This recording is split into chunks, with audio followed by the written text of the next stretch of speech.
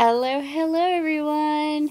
Okay, it's time for Quilters Vibe, and I am showing you here all the papers I'm going to use and my very trusty little 1-inch square punch, because we're going to start this by punching all those circles that you see on the right. So now I have my Memory Misty out, and I have this brand new stamp. This is a red rubber stamp from Darkroom Door. And it has these beautiful hearts on it, and we're going to play with those a little bit.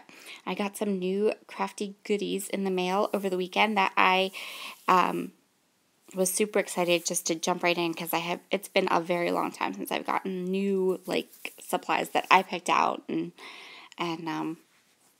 all that. So that was super fun. I got this star, and I also got a heart, and I loved playing with this. So I'm going to go ahead and I'm going to start with 8.5 by 11 cardstock. This is a fairly heavyweight cardstock, and I am stamping those stars down the middle of my page with just some Ultra Black permanent ink. So this is another one of the new products that I got. This is Vicky Bouton's watercolor pens. They're fabulous. Oh my gosh, I adore them. So if you go to buy them, the price point's a bit high, but worth it. Totally worth it. So I'm going to show you here. I am taking 1 drop. Okay, so these pens are filled with watercolor, and the watercolor, the pigment on the saturation is huge. There is tons of pigment. And so I am grabbing the colors I want to watercolor with, and I am putting 1 drop, you guys. 1 drop onto my glass media mat. And the reason for that I'm going to show you here in a second is because if you use these full pigment, I'm going to show you right here, look how saturated those colors are. So if you want a less saturated color with just a nice watercolor look, you just add some water and put 1 drop on a nonstick mat, and you are good to go. So I decided to go that route because one, I don't want to waste the deliciousness that is the watercolor pens. And also, I didn't want the real saturated color. I really wanted just a watercolor look. And you can see here, these pens, 1 drop of each color did this entire border. So they will last forever. And so totally worth it. So I'm going to go ahead down through here, and I painted all of the beautiful, beautiful stars in rainbow order. I'm using papers from Chamel's Glitter Girl collection, and I am going to take from the inspiration all the little squares in the rainbow order for my layout. So I have been having so much fun. I purged my scrap room. Major purged it, ridiculous. I got rid of stuff until it hurt.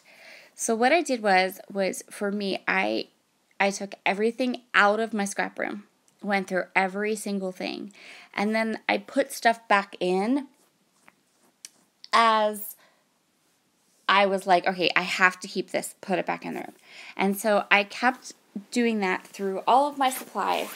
And when I got to a point where my scrap room was well stocked, but not jam-packed, so I still had some room for some new crafty goodies if I wanted, I boxed up the rest of it and gone.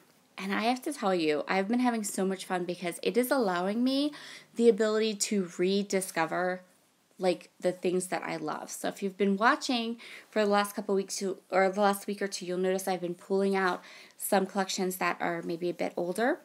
And yes, I've been kind of rediscovering the products and things that I loved. So my watercoloring is dry, and you can see here, I just let the watercolor dry right there on that glass mat. And then if I want to re-wet that and go ahead and continue to watercolor another project, which is what I did, then I just have to spray that with water, and I have my watercolor palette back. So that's amazing.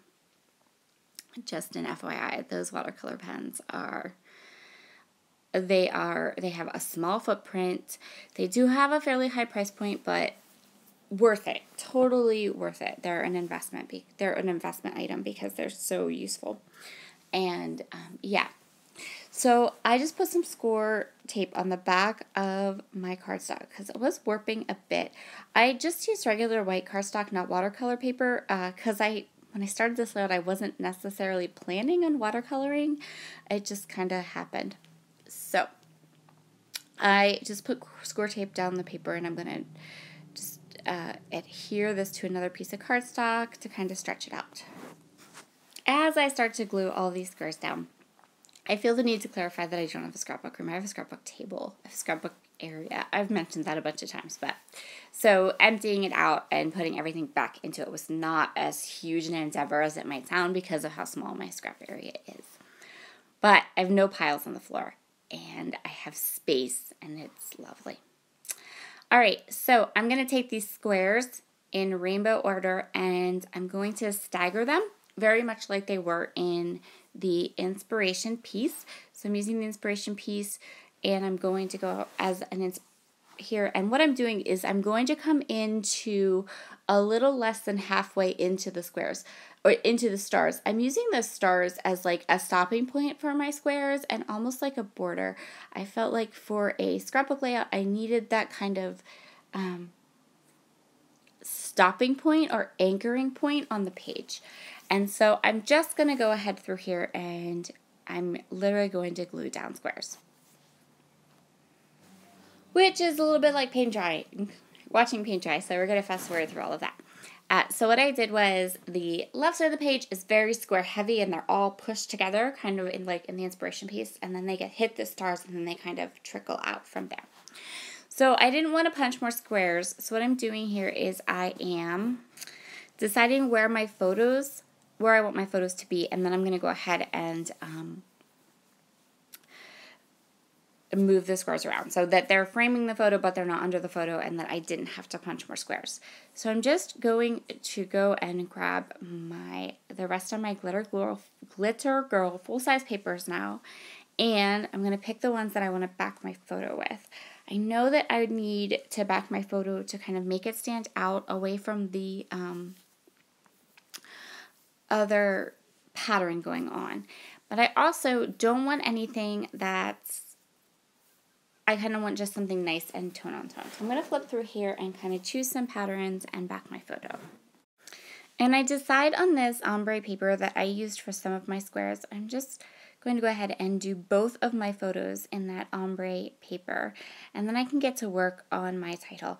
As you can tell from this busy background, there's not going to be a lot of embellishing on this particular layout because there is so much going on in the background that I'll just I don't want to take away from that or make it like super cluttered and busy. Some of my very, very favorite thickers ever. These rank right up there with Fitzgerald thickers. And that is these thickers that came with the Glitter Girl collection. So the font's a little big. It's not my favorite font in the entire world or anything, but oh, that neutral color with the border and the sparkles. And of course, they need glued down in a big, big way. I also have 3 packs of them. So in case you're looking at that huge stack of thickers going, how many? There's 3. So I'm going to go ahead. My title is going to be You Color Our World. And I have just some funny pictures of my youngest son. So this is a boy layout with a rainbow. It's fabulous. It's just fabulous. And I created a boy layout using Chabelle's Glitter Girl. Again, fabulous. So I'm just going to go ahead and get my title down, and then I'm going to go ahead and stick my title down with extra adhesive, and then we'll come back and start embellishing. So we are just going to go ahead and we're going to take a page from Paige Evans' Scrapbooking Amazement, and also Ariel Angraf. I know she does this too. And we are going to do color on color embellishments. So I'm just going to go through all of my embellishments. And I'm going to find little stickers and enamel pieces that will say the things I wanted to say, have the icons I want to have, and still get some beautiful color on color interest in my layout. So I'm pulling, you know, things like stars, especially the stars, because of course I have that whole star border. So let's pull those stars into other areas of the layout.